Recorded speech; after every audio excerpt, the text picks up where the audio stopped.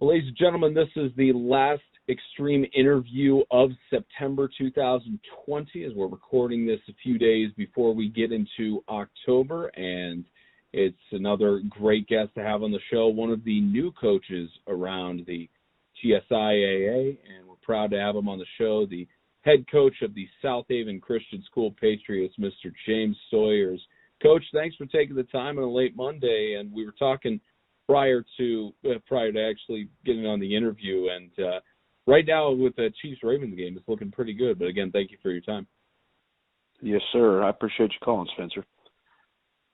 Well, Coach, let's get right into it. So for those who don't know, you've been around South Haven Christian School for a few years now. You've been involved with the football program, a little bit involved in the church. So give us some insight to your background on your experience with how you got to South Haven, some of your career in coaching, and how you eventually became the head coach of the South Haven Patriots.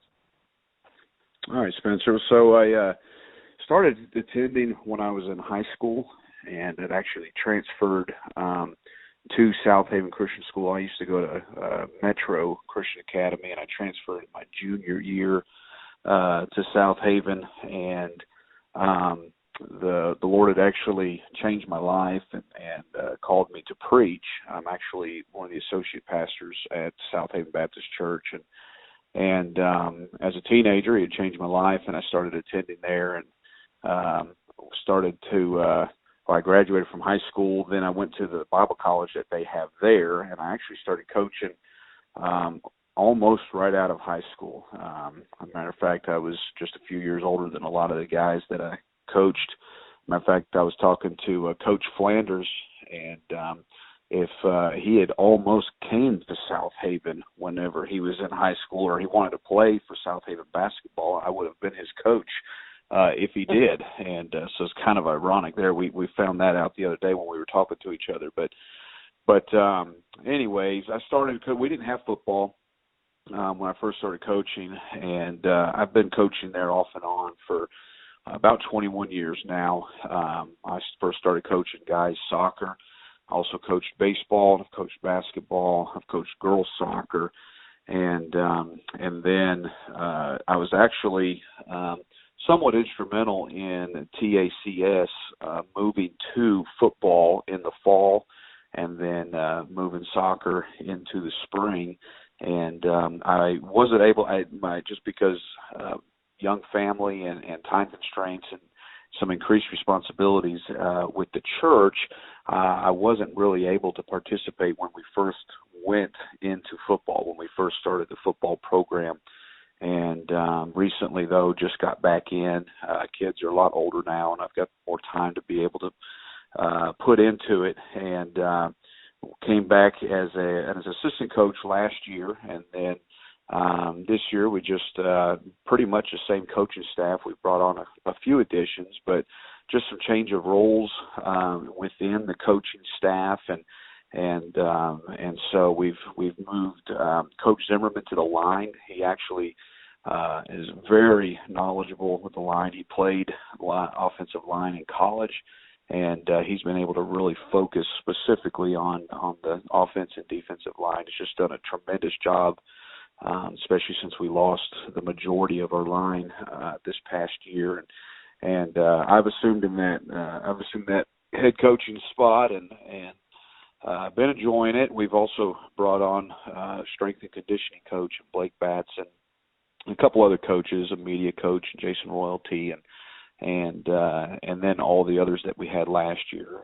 We still have those. So that's kind of how I started coaching at South Haven, and brought me to where I am up to date. I also coached the girls soccer team in the spring. Well, you've got quite a resume, so I think you've got job security for many years. I don't know. I really love that story about this. Seems to be the trend with coaches around the formerly Middle Tennessee Athletic Conference, or at least with new coaches this season, is that the ones at the helm are guys who have been in those schools. You see it with Coach Flanders, who won a national championship and is now the head coach. Of course, he still has Tommy Thornton, who's been there for years. You know, Isaiah Austin of Classical is at the helm, and he's a beloved alumnus of Classical. And of course, in your case, you've got you going through that Southaven system and being a student there.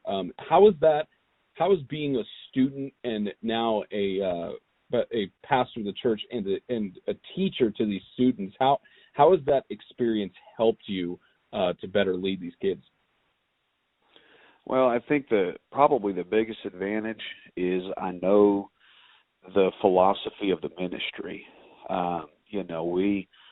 Football's important, but it definitely takes a back seat in our ministry to our church, and to our academics, and so to understand the philosophy and to be honest, every sport that we have is we want to win championships, we want to win games and have success, but much more important than that is our young people knowing Christ and following Him, and then using their leadership to lead the school in the direction that it needs to go and that it's supposed to go. Those young people have a platform when they're playing sports, especially varsity football, and so that just being around our pastor each and every day and growing up in the school and the ministry and being on staff there as long as I have, I understand what the goal is,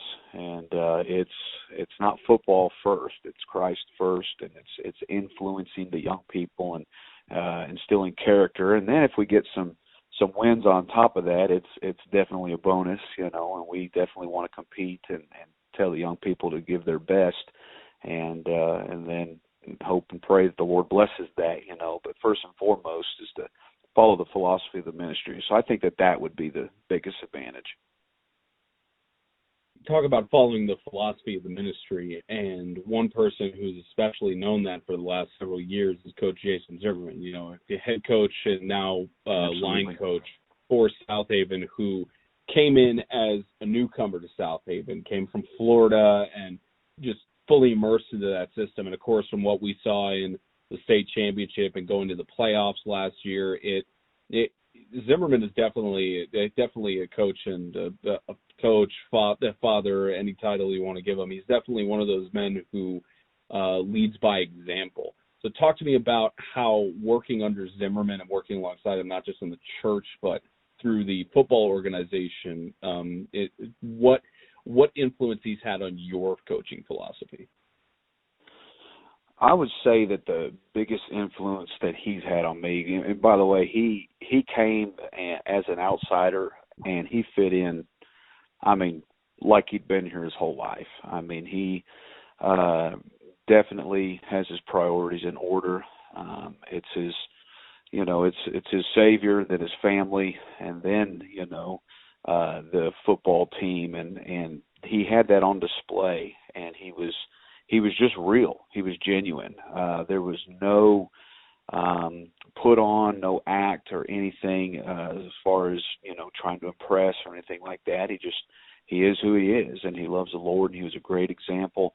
And what he taught me was that you can be that and you can still instill toughness. I think he really brought a new level of toughness in the guys, playing through pain and playing reaching, an ability or reaching a goal that they didn't think that they could reach when they feel like they're physically limited. As a matter of fact, he used to always kind of tease me because, I coach girls soccer, so I always worry about them getting hurt, and he'd always have to tell me, no, they're not hurt. They're fine, coach. Matter of fact, one of the first games, one of the middle linebacker last year kept tapping the top of his helmet. And I'm like, hey, I think he needs a break, or I think he needs a sub. He goes, no, that's a blitz. And he's fine. Leave him alone. Yeah. But, he instills toughness. But I'm telling you, ask any one of those young men that he's coached over, and they will tell you that he has a genuine love for the Lord and a walk with the Lord. And so I've learned from that, and I appreciate that as much as anything. and then for him to take on a new role this year has just showed me that he's team first, and he wants to do whatever it takes to help the team win and to develop those boys, with his area of expertise, and has just been tremendous. And so that's really what I've got to learn from him. Same question, but for your offensive coordinator, Coach Michael Crawley, who's been involved with South Haven for a while. He was with that team that went to the national tournament, won a few games, won TAACS and such. But same question for Coach Crawley. Yeah. So what I've learned with him is, I've learned that he has been humble about what he's done. He's done so much for the program, and of course he inherited a pretty tough situation. I believe that they lost 19 players, if I'm not mistaken, the year that he took over as head coach. Didn't have hardly any staff with them, and if I remember correctly, he was coaching the junior varsity and middle school as well by himself, and took some hard losses. I believe he went 0-9, and you know what, he didn't make excuses. He didn't allow the team to make excuses. If you asked him before every game, he thought he could win it. And then when they decided to go a different direction than him, he as well to stay on the team and to be just 100% committed and devoted. And he helps physically, he helps financially, he helps in so many ways. When a lot of people would have said, well, you know what, that's a tough year. I don't know if I want to have anything else to do with it. Matter of fact, it's kind of funny. So I don't think that he ever had a win, and our first game against FCA, I didn't understand that if I don't go to the pregame meeting that I can't be the head coach, and so I sent him to the head coach meeting, and first play of the game, there was a penalty that I didn't agree with, and I'm trying to argue, and they said only the head coach can argue, and I said I am the head coach, and he said not tonight, you're not. So Michael actually became the head coach again for the first game, but I teased him. I said, well, I'm still undefeated, and he's still undefeated because we lost that game. But he's always taken and given his strength and used it.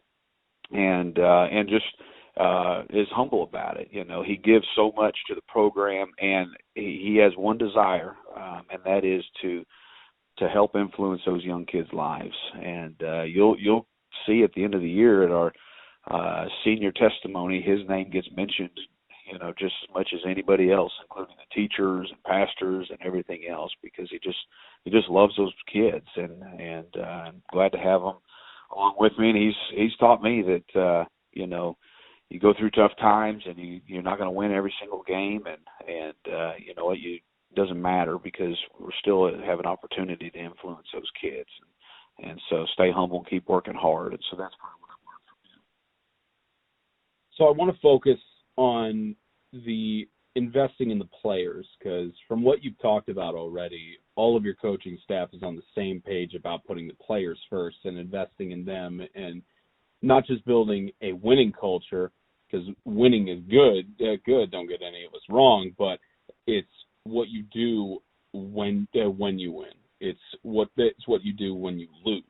And one of the traditions I enjoy is the song you guys sing at the end of every game, no matter a win or loss. And one of the other elements is that this season is very interesting for your players, because you've got 7 seniors at the helm who have to take up the reins and assist. Of course, as coaches, you've got full control of your team, but it helps a long way when you've got multiple seniors who are able to take that leadership and lead by example to keep the freshmen, sophomores, and juniors in line. So talk about your 7 seniors, which ones have really stood out to you in practices and through the first few games you guys have played. Talk to me about those senior leaders, which ones have stood out to you and have been have been incredible on the field and off the field. Yeah, so we do have a remarkable group of leaders this year.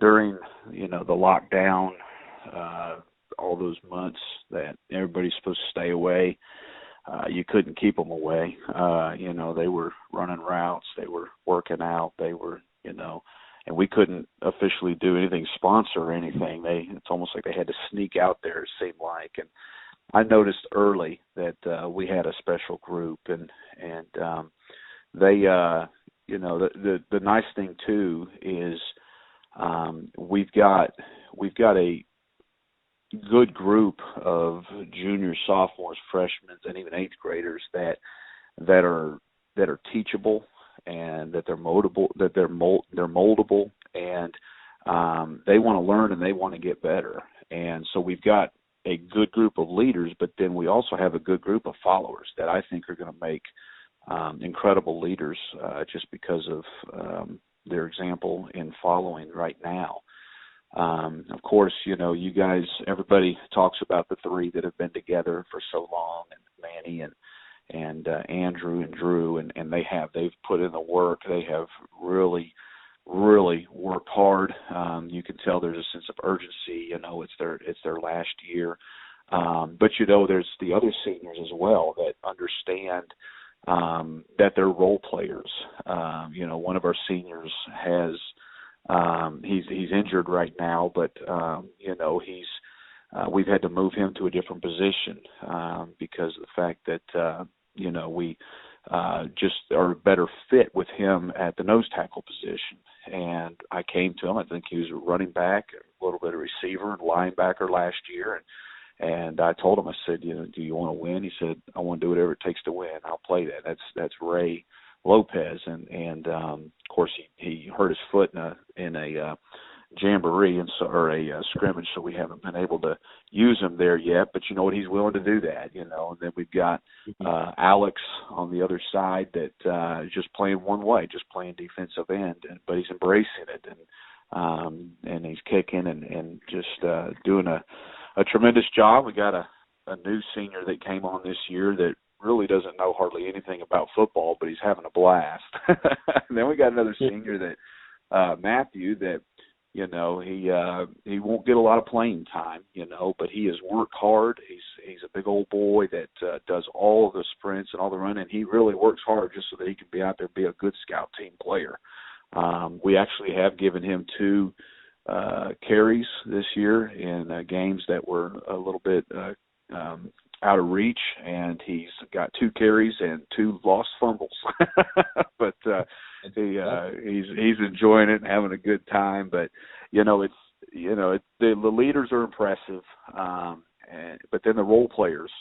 You get to be a senior and you're not the one that's put on the front of every article and stuff. Sometimes that can be challenging, but it's really been impressive how the other seniors have embraced that, and they've said, you know what, we're going to come alongside and we're going to do our job, and that's what it is. You got a bunch of guys that just are going to do their job, and then that's trickled down to the juniors and the sophomores and so on. And so I feel like even the physical leaders have been great leaders, but even the ones that are just kind of role players, they've still been great leaders as well.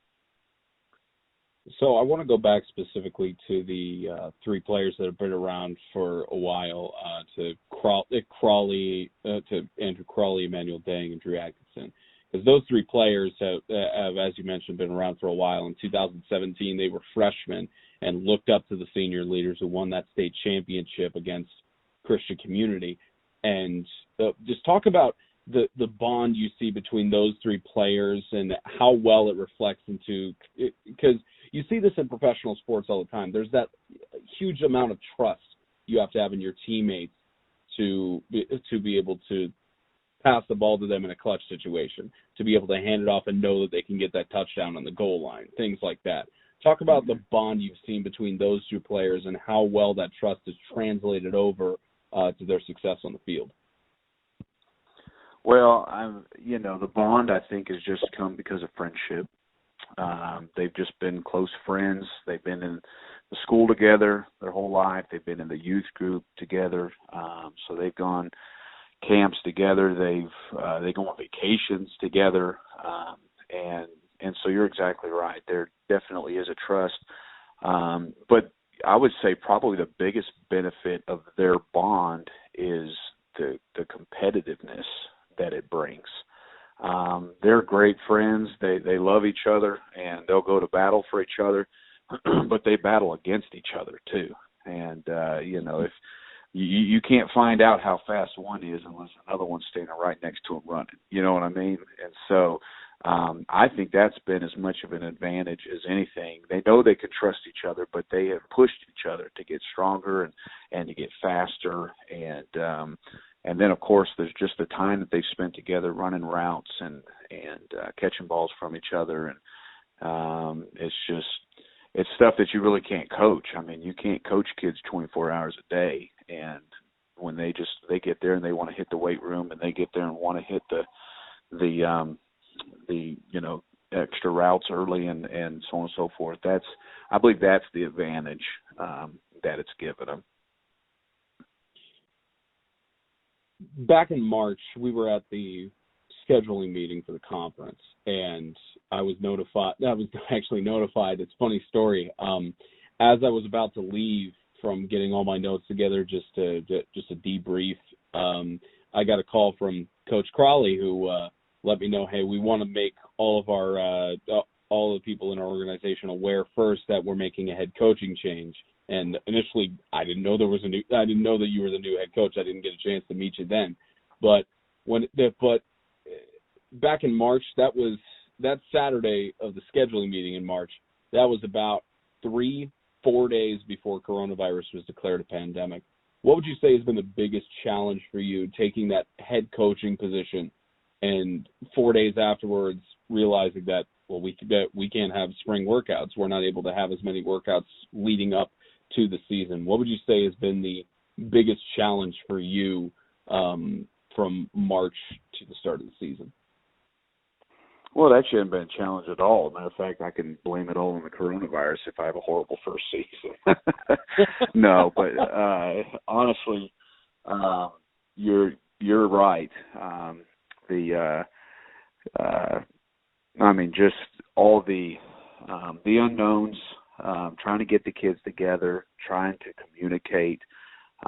It's been a challenge trying to get communication to parents. We weren't able to have an interest meeting and different stuff like that.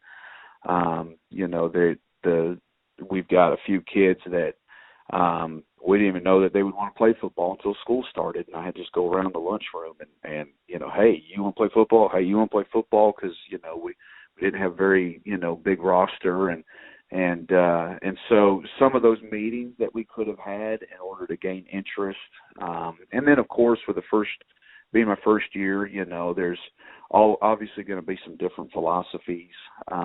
We did implement a little bit different philosophy on the offensive line, not much of a change, but just a little bit, and just different things like that you want to get practice after practice after practice. Of course, you'd like to have a couple scrimmages, especially before we, play maybe as challenging of a game as we'll have all year for our very first game, And so there were those challenges, but, the thing is everybody was in the same boat, first-year coach or 20-year coach, Now, granted, a lot of the other programs may already have their schemes and their philosophies and their rules, and so they didn't have to teach that. We did have to spend a good deal of time teaching those things. But the nice thing is I've got a pretty good size coaching staff, and I just delegated.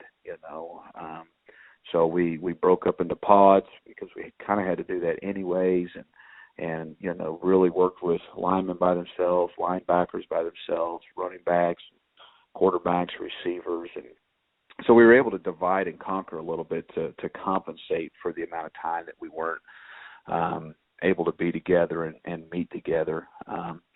So I don't want to necessarily use it as an excuse, but of course it did present some challenges, and maybe it was just distracting me from being overwhelmed, as a first-year head coach, so who knows, it may have been to my advantage as much as anything. But if I think of anything, it was probably the meeting time that we would have needed before the season to start to learn and to recruit and try to get some of the kids that are registered in the school signed up to come to workouts and stuff before school starts, and it just wasn't possible because of COVID. Well, I mean, it hasn't affected you guys too much because you have a 2-1 start on your season. So it had some effects for your workouts, but it's not a bad start for a first-year head coach to go 2-1. And I think it's fair to say one of the toughest challenges you're going to have is on Friday night, especially because the North is so tight, and you've already clinched a playoff seed with beating Lighthouse. But for you guys, for most teams, it's a matter of winning each week, but the mentality of we're 0-0 starting out this week. We're trying to go 1-0. And if we don't, we're 0-1 at the end of the week. But what's more significant about this is you're at home against one of the biggest rivalries since coming into the Middle Tennessee Athletic Conference, now TSIAA, against Christian Community. And, of course, Coach Flanders is coming off of his 50th overall win as a head coach. And this is for who gets that first-round bye and who will host it. This will be for who gets that first-round bye or who has to play a road game in the semifinals under the assumption you make it there. Still host a playoff game, but whoever hosts that first-round bye in the playoffs. So what have you told the guys in preparation for Christian Community, and what steps what things they need to look out for, what steps they're taking to make sure they can bring not just a win to the program, but bring another home game in the playoffs to the South Haven community in 2020? Well, first of all, I want to congratulate Coach Flanders on his 50th win. I wasn't aware of that. That's quite a milestone. That would be that's definitely a goal that I could set for that I don't know if me or many other coaches would ever reach. So that's just great. He's a tremendous coach. In regards to the rivalry, I don't have to say anything to the players to get them ready for it. I'll tell you that. It is definitely a rivalry. Our school plays in a couple different leagues, and so, in soccer we've got in another leagues we've got different rivals in basketball and different things, and so I was aware from the outside, but this is really the first time really being on the inside whenever we face this rivalry, and so I don't necessarily have to get them pumped up for it. They're ready for it. I told the guys, I said, you get 2 shots at the championship. This week, if you beat them, that's the championship, and if you don't, then you can go win the regular championship. I mean, that's how important the game is to them. But the main thing that I told them is everybody just has to do their job. They have to do their job, every single person on every single play. I think that we've been blessed this year with a tremendous amount of talent, but talent's not going to, just overall talent's not going to beat a team like CCS. So you've got to execute, you've got to do your job. I know that Coach Flanders will coach them up and have a great scheme, and so we'll definitely have to make adjustments when we get to that point. But at the end of the day, it's about the boys doing their job. They got to wrap up, they got to tackle, they got to block, they got to catch the ball, they got to run the right routes, they got to hit the holes in the right way, and so that's what we're focusing on this week is cleaning up. The last couple games have not been they've gotten away pretty early in the game, and we've gotten a pretty big lead, and so we've utilized that to get a lot of our second string in. And so the first string has to really sharpen up this week, and so we've got to use our practice time to. Sometimes you come off a game that's not as competitive, and it can hurt you going into a competitive game. Whereas CCS is coming into this coming off of 2 huge wins, and really they've been having to do their job for 2 weeks, and our guys have too. The teams that we were playing definitely weren't pushovers, but the first string did their job. They executed, but then we rested most of them the second half, and so we've just got to make sure we play 4 quarters of football and do our job the entire time. You saw in the FCA game how just a couple of times where somebody doesn't do their job, and then all of a sudden, you let one get away. And so we've got to do it through the end of the game this time. Well, Coach, again, we appreciate you taking the time on a Monday night, especially during a Monday night football game that is a very, very good interest. We appreciate you taking the time out of your life to sit down and have a chat, and we're looking forward to seeing you guys in Christian Community play all 4 quarters for what's more than likely going to be for the first place in the conference's North Division, and we were there for your first time as head coach in primetime. We're here for one of the biggest games for your first season in primetime. But again, thank you for taking the time, Coach. We definitely appreciate it, and best of luck to you on Friday night. Yes, sir. Thank you so much for the call. We look forward to playing. Yep. Thank you, Coach. All right. Have a good night.